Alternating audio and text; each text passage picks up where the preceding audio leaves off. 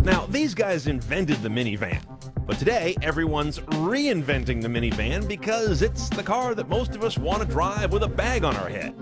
So let's see what Chrysler does as of 2010 in the Town & Country Limited and check the tech. Now, normally when I show you a car, I start up in the cabin where all the electronics and the high tech lives. But in this car, I want to start with a different form of tech, some kind of mechanical tech. It's called stow and go. I didn't have to pull the seats out of here and blow out my back. They disappeared into the belly of the vehicle. Now in the second row, things are a little more, shall we say, medieval. These seats aren't powered, though they still disappear into the belly of the van. They are counter-sprung, and you pick up the floor like this, pull the seat over like that, put the floor plan back into place, and do like so. A little more work, and I counted 9 ways to lose a finger. I might have missed a couple, but not bad. Now for my next trick, I'm going to show 3 sources of DVD at once in one vehicle. I'm doing it right now. Check it out. On the 3rd row screen, that's Sirius Backseat TV, 3 channels of kids programming. Here on the 2nd row screen, I'm playing a DVD off the drive in the front console.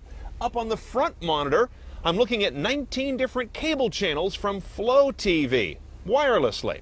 Now this system's as frustrating as it is flexible. You've got 2 remotes, 1 wireless, 1 wired. The Flow TV's dealer installed, the DVD and the satellite TV's factory installed, and they don't really talk to each other all that well unless you figure out an interface on the front dash that's more complicated than the Iraqi government.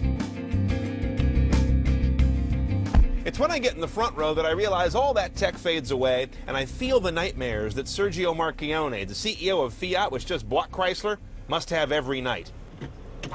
And the center image of those nightmares is this cabin.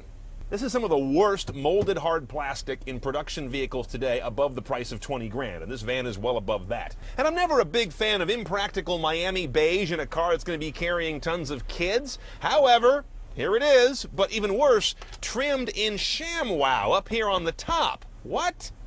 Now we have the upgraded head unit, which they call the Media Center. Has a lot of sources, but again, it's a little complicated. If you flip open the display, you've got 1 optical drive. If you go down here, you got another optical drive. That's part of the confusion of what plays where.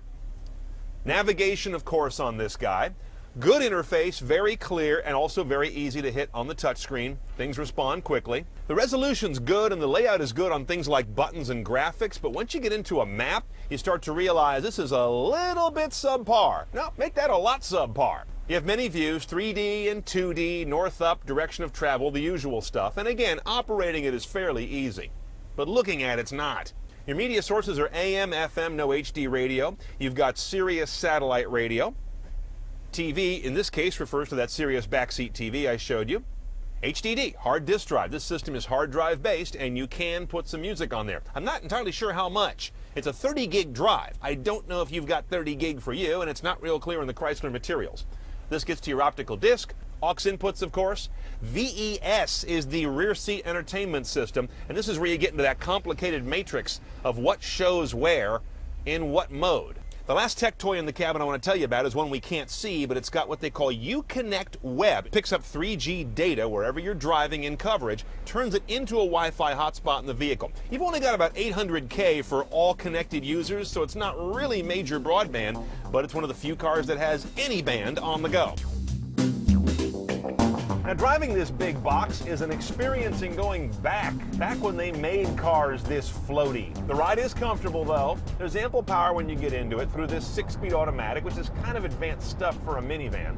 But the floaty handling and this loosey-goosey gear shift and this numb steering wheel and this transmission calibration is kind of like putting power through a Slurpee machine. It's just slush all the way through. You can just put one finger on the wheel and pilot this thing more than drive it. Okay, let's price this 2010 Town & Country Limited. Limited's top of the line, so a lot's in there, but not everything. About $38,500 gets you started, but we haven't gone CNET style till we add the Media Center. $1,300, pretty good value for the navigation system, Bluetooth hands-free, also the backup camera, the iPod adapter. It's a nice mix of stuff. You're going to want that. Now some a la carte stuff you got to think about.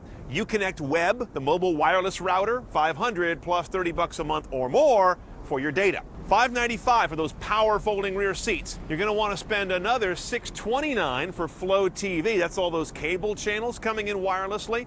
And to have something to see them on, you need the dual second and third row rear seat entertainment system. That's $2,000, but that includes Sirius backseat TV hardware.